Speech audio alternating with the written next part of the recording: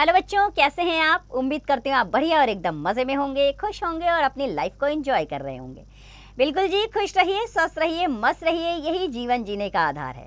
देखिए, जब हम खुश होते हैं तो हम अपनी कार्य को बड़ी निपुणता से करते हैं। तो चलिए रहते हैं खुश और बढ़ते हैं अपने अध्याय की ओर। हम पढ़ने वाले हैं अपने अध्याय में एक बहुत प्यारी सी कविता। आइए आनंद उठाएं उसका, जिसका नाम है ऋतुराज वसंत। तो बच्चों, वसंत को सभी ऋतुओं का राजा कहा जाता है। जब ऋतुराज वसंत आते हैं तो सारी प्रकृति खिल उठती है।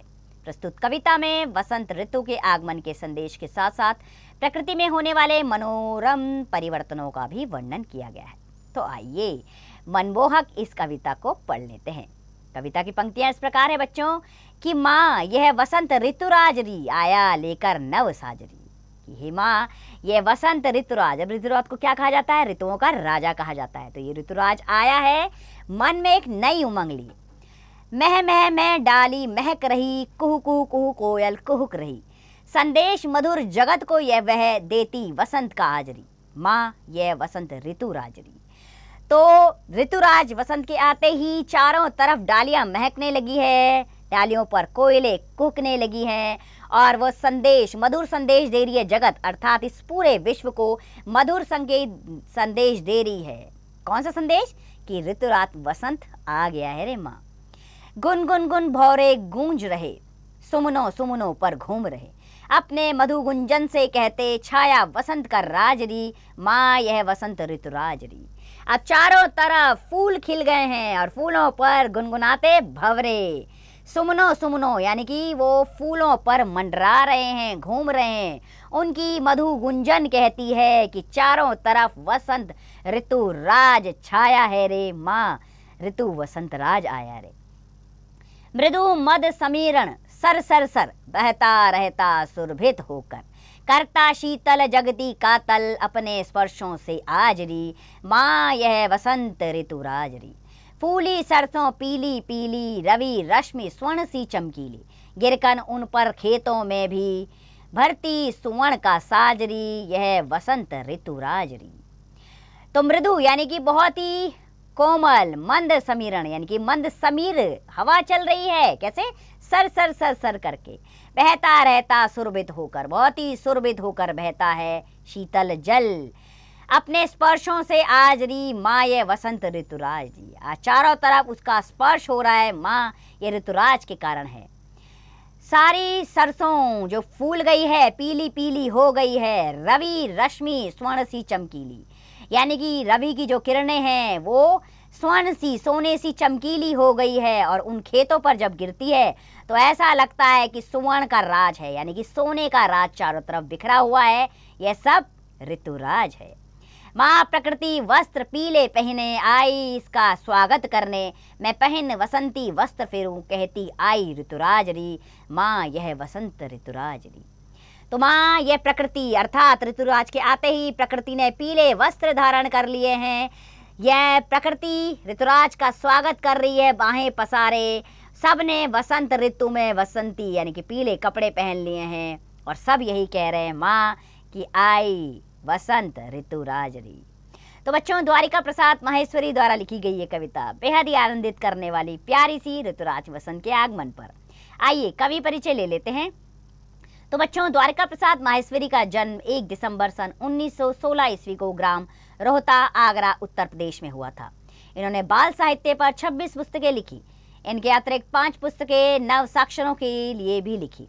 इन्होंने अनेक काव्य संग्रह और खंड काव्यों की भी रचना की। बच्चों के कवि सम्मेलन का प्रारंभ और प्रवर्तन करने वालों के रूप में इनका योगदान अविस्मरणीय है।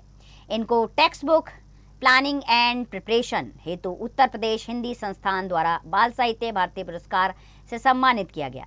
इनका निधन 29 अगस्त सन 1998 ईस्वी को हुआ था। तो चलिए अब बढ़ चलते हैं हम अभ्यास प्रश्नों की ओर। मौखिक अभिव्यक्ति के प्रश्न है। पहला प्रश्न, ऋतुओं का राजा किसे कहा जाता है? तो ऋतुओं का राजा वसंत ऋतु को कहा जाता है। बाकी के मौखिक प्रश्नों के उत्तर स्वयं दीजिएगा। लिखित अभिव्यक्ति में क प्रश्न है, सही उत्तर वाले गोले को रंगे। पहला वाक्य है, सुमनों पर कौन घूम रहे हैं? तो सुमनों पर तीसरा वाला विकल्प सही है, भौरे घूम रहे हैं। इसी प्रकार बाकी के विकल्प आप स्वयं चुनेंगे। ख, कविता की पंक्तियों का आशय स्पष्ट कीजिए। अब यहाँ पंक्तियाँ लिखी हुई है, इनको आपने अपने भाषा में इनका अर्थ बताना है। अभी हमने आपको पूरी कविता सुनाई है उसी के अनुसार आप इसका अर्थ लिखिएगा। चलिए अब आ गया काव्यांश ग, या काव्यांश यानी कि काव्य का एक छोटा सा अंश दिया गया है। इसको आपने 2-3 बार बढ़िया तरीके से पढ़ना है। उसी पर आधारित 4 प्रश्न हैं। इन चारों के प्रश्नों के उत्तर आपने देने हैं। घ, निम्नलिखित प्रश्नों के उत्तर लिखने हैं। पहला प्रश्न, कवि अपनी माँ को किस बात की सूचना दे रहे हैं? तो कवि अपनी माँ को वसंत ऋतुराज के आने की सूचना दे रहे हैं। इसी प्रकार बाकी प्रश्नों के उत्तर स्वयं करेंगे बच्चों आप। कल्पना की उड़ान का प्रश्न आ गया है कि अगर कोई ऐसी ऋतु होती जहाँ हवा मंद मंद झोंके की बजाय संगीत पैदा करती तो लोग इस ऋतु में कैसे त्योहार मनाते? तो सोचिए और यहाँ पर उसका वर्णन कीजिए। भाषा की बात पढ़िए।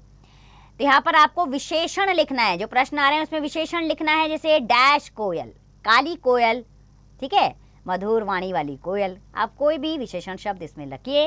बाकी के विशेषण शब्द आप स्वयं लिखेंगे बच्चों। ख, शब्दों को अर्थ के अनुसार वाक्य में प्रयोग कीजिए। मधु, मधु को मीठा और शहद भी कहा जाता है, उसी के अनुसार आपने वाक्य प्रयोग करना है। जैसे कि मीठा, हमें हमेशा मीठा बोलना चाहिए। और शहद, शहद स्वास्थ्य के लिए बहुत लाभदायक होता है, ठीक है। तो यहाँ शहद की जगह मधु लिखेंगे। हमें मधुवाणी का प्रयोग करना चाहिए और मधु स्वास्थ्य के लिए हाँ लाभदायक होता है।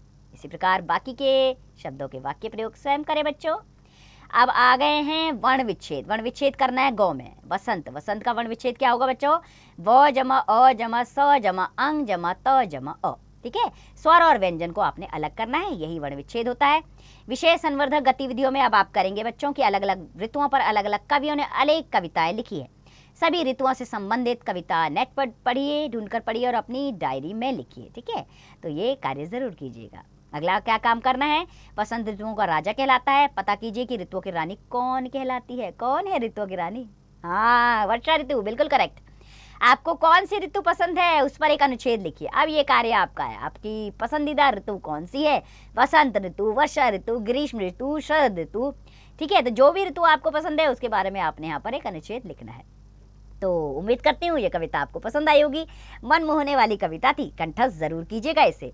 खुश रहिए, स्वस्थ रहिए, मस्त रहिए और इस पाठ का अभ्यास करते रहिए।